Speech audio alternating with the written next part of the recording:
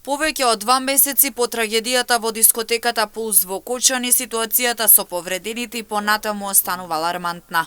Дел од нив се со отворени рани, друг дел дополнително треба да подлежат на пластична операција. Во Кочанската болница заврши евалуацијата на состојбата на повредените, при што прегледани се над 110 пациенти. Но недостасува доволно кадар, на што алармираат Супорт Кочани, а потврдија и од болницата.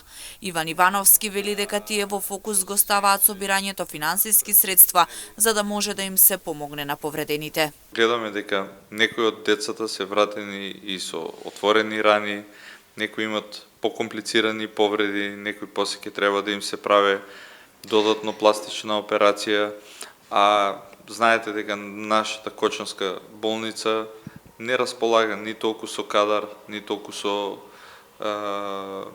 опрема, некоја специјална, и најголемиот страф е да не се случи некаков проблем на некој од дечките, како фаќање на бактерија и нешто слично, и не дај Боже да дојде до сепса или нешто да се искомплицира. Заради тоа што веќе имаше неколку случаи, дури случај на преврска, пак кожата е откинана. Сами луѓе доаѓаат и ни кажуваат на нас и сме утек цело време со работите, и заради тоа ние цело време повикуваме од Министерство за здравство или кој да е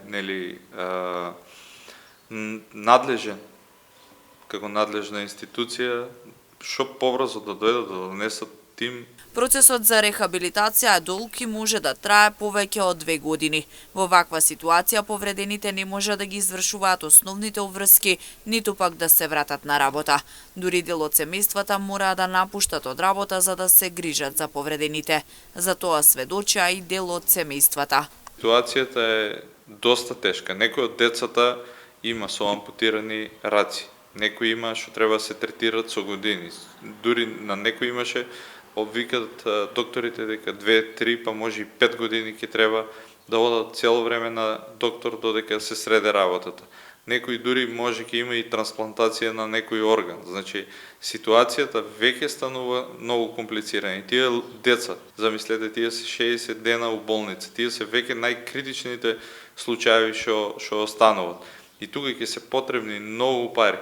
Ако не излезе јавно државата официјално да каже дека целиот процес ќе го покрива за нивна, не само да ги врате како живи, како претходно, туку да ги врате функционални. Сега, ако нема рака некој од децата тука од градот, ако државата не помага, ние волонтерски ќе најдеме додатоци што има колку може по технолошки напредни, за да може колку можеме да им помогнеме да функционираат они натаму у животот. На кочанските здравствени работници им помагаа лекари, физиотерапевти и инструментарки од болницата од Штип.